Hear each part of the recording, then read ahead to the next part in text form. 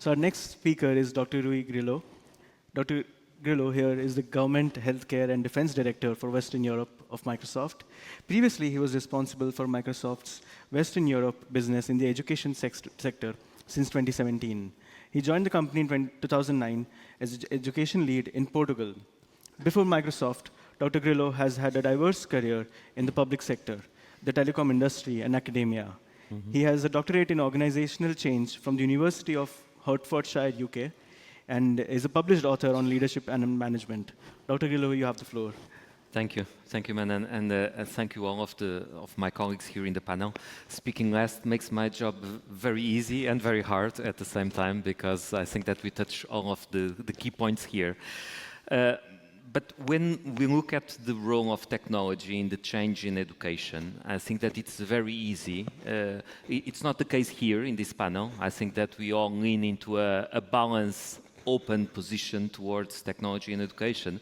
But if we see in society, it's easy to polarize between the ones who might look at technology as a magical solution for the problems in education and the ones who see technology as an existential threat to the education system and try to build walls to prevent technology from getting in.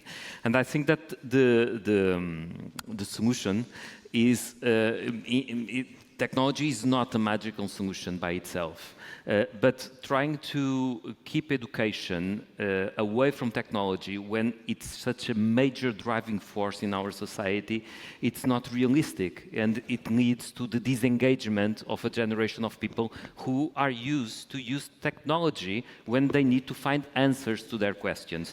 And what is education if not the process through which we help the new generations of people to be more efficient in finding the answers to the questions that they will have throughout their lives. And so we need to give them those tools.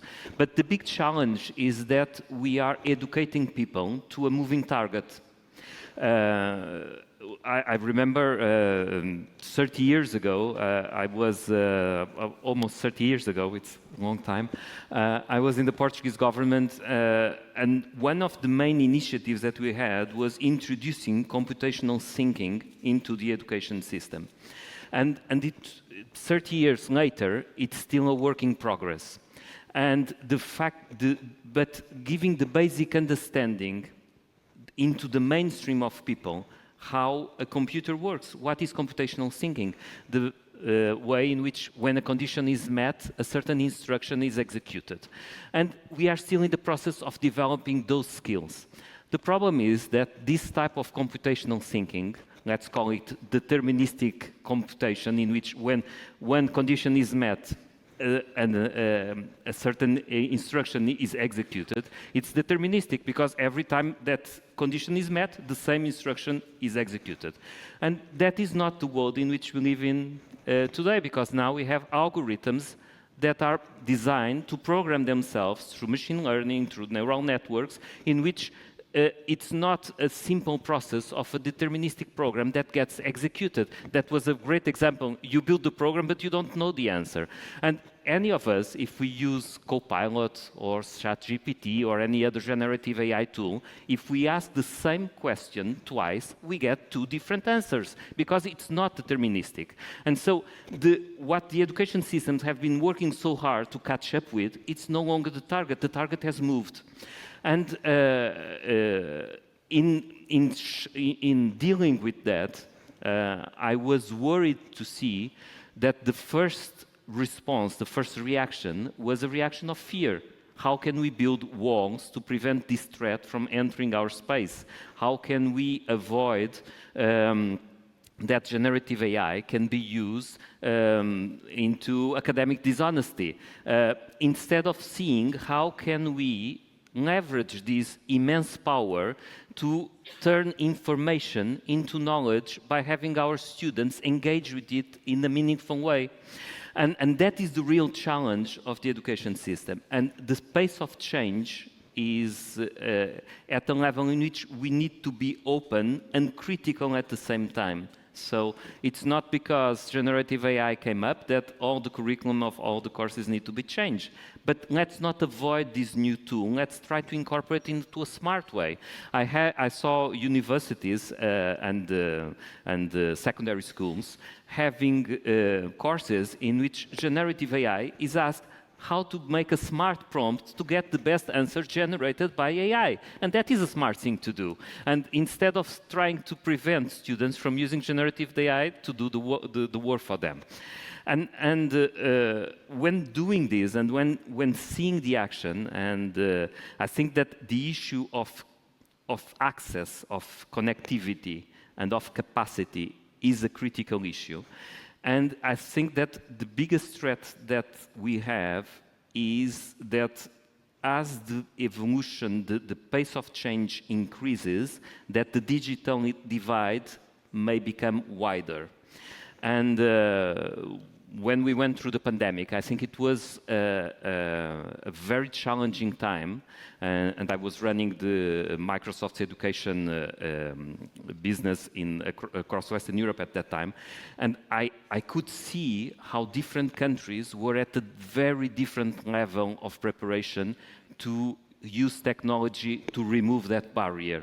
And I saw countries in which from 2 to 3 days, literally, they were ready from moving from face-to-face classes into digital classes, and countries which had to build a whole infrastructure from scratch. Because if you want to use technology in an effective way in education, it's not enough that students have a computer or internet connectivity. That is the bare basics of 20 years ago. Today, we need to make sure that students have identity, a managed identity, an identity architecture with the resources, with the collaboration tools, with the ways of interacting and collaborating. So if a student doesn't have a digital identity within their school, I'm not talking about their personal accounts or their personal email, I'm talking in the school or the university, they need to have a digital identity. They need to be able to collaborate with their colleagues, to interact with their teachers using safe media. Teams is one example of that. And the way in which, and the big difference when the pandemic came was between the countries that had that infrastructure, that architecture of identity in place, and the ones who had not.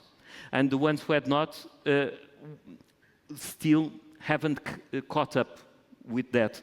And I think that there is still a gap in terms of political understanding of how important it is to build the infrastructure so that we can work on that. Because we need to have the capacity to use technology in an effective and safe way so that we then start to experiment and innovate in the ways that technology can be useful.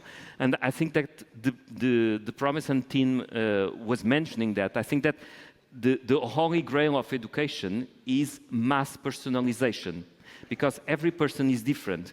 The reason why everybody goes into the same classes at the same time was because of a restriction in terms of the capacity. There was a limited number of teachers, and it had to be delivered face-to-face. And that is why we all start the school year at the same time, and at the same time, and then we have the exams to see how far did we get. But what if we turned it around?